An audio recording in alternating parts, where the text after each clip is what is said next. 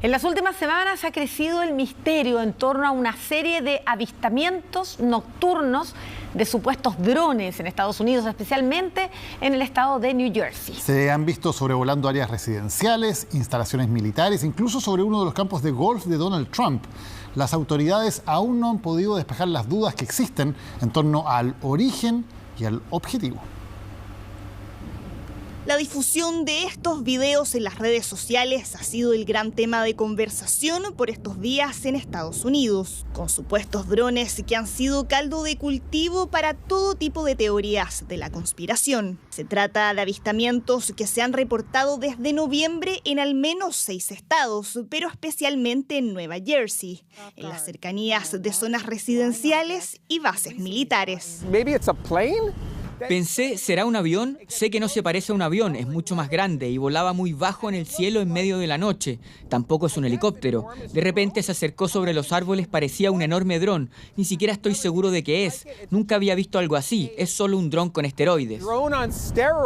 Algunos de los reportes hablan de drones de 1,8 metros de largo, un tamaño superior a aquellos que se comercializan masivamente.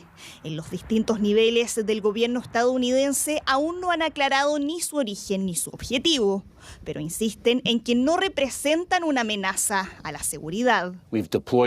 Hemos desplegado personal y tecnología y si hay algún motivo de preocupación, si identificamos alguna participación extranjera o actividad criminal, nos comunicaremos con el público estadounidense en consecuencia.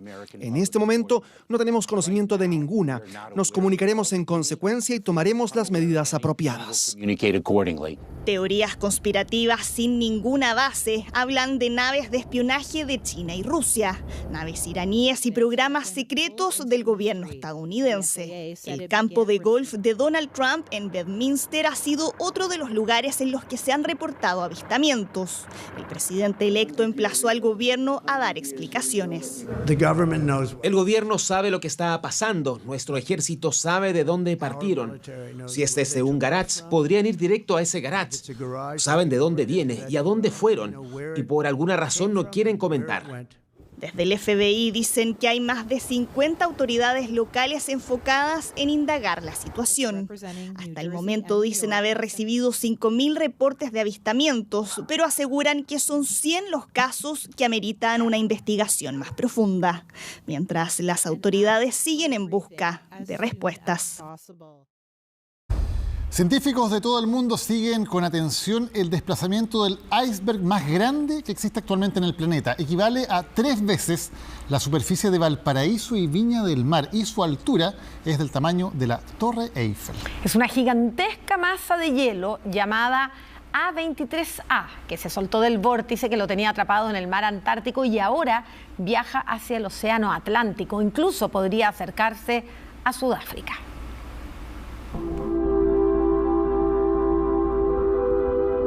Una masa de hielo que pesa casi 1 billón de toneladas ahora flota sobre el océano. Después de años, el iceberg más grande del mundo soltó sus amarras y navega rumbo al norte. La Antártica ya quedó atrás. Este iceberg es uno de los más antiguos de la Antártica, además de ser el más grande en la actualidad. Se desprendió de la plataforma de hielo en 1986 y quedó encallado en un punto elevado del fondo marino, bastante cerca de donde se desprendió, y luego en los últimos años, alrededor de 2020, empezamos a ver que se movía un poco y ahora se está moviendo relativamente rápido hacia el lado oriental de la península antártica y hacia el océano abierto. A23A es el nombre de este iceberg que durante más de 3 décadas permaneció encerrado en el lecho marino del mar de Weddell, donde sus placas de hielo resistieron y le impidieron desplazarse. En 2020 comenzó su viaje hacia el norte, pero no fue hasta 2023 cuando logró liberarse del vórtice oceánico, conocido como columna de Taylor, que lo mantenía girando sobre sí mismo.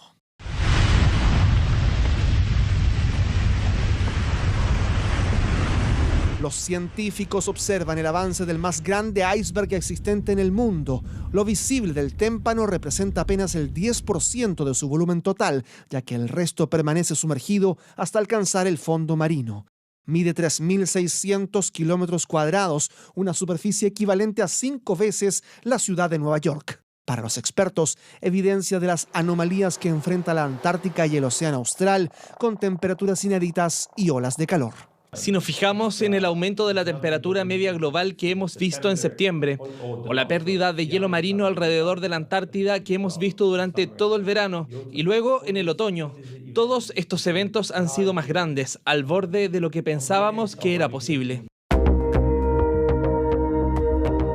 Es profundamente estremecedor estar sobre el hielo de la Antártida y oír directamente de los científicos lo rápido que está desapareciendo el hielo. ¿Dónde viajará ahora el iceberg A23A? Un iceberg de estas dimensiones puede sobrevivir mucho tiempo en el océano Antártico, aunque es mucho más cálido y empezará a derretirse más rápidamente. Aún podría llegar bastante al norte, hacia Sudáfrica, donde podría perturbar el tráfico marítimo. El viaje infinito del bloque de hielo más inmenso que existe en el planeta tendría como corolario el mar del Atlántico Sur. Allí, dicen los expertos, podría comenzar un proceso de desintegración que marcaría el fin de un iceberg que ha representado a la perfección los riesgos que corre el continente blanco con el paso de los años. Un tiroteo en un colegio de Wisconsin dejó 3 muertos, un estudiante, un profesor y también el presunto autor de los disparos, además de varios heridos. Este hecho ocurrió en un recinto privado con cerca de 400 alumnos en Madison, la capital del estado de Wisconsin. Dentro de los heridos hay 2 estudiantes que se encuentran en estado crítico y otros 4 alumnos que fueron trasladados a hospitales de la zona con lesiones leves. El autor de los disparos sería un estudiante de la misma escuela de 17 años de edad y se investigan cuáles serían sus motivaciones. Ya hay un nuevo capítulo en esta eterna disputa entre Chile y Perú sobre el pisco. Hace algunos días la UNESCO inscribió documentos históricos de Perú que demostrarían la producción y el comercio de aguardiente de uva. Bueno, y los productores chilenos no se quedaron callados. Junto con autoridades encabezaron el Consejo Asesor del Pisco para conseguir que se reconozca el paisaje pisquero chileno como patrimonio de la humanidad por parte de la misma UNESCO. Fuegos artificiales, champaña y cola de mono. Esos son al menos los tragos en los que pensamos en esta época del año. Pero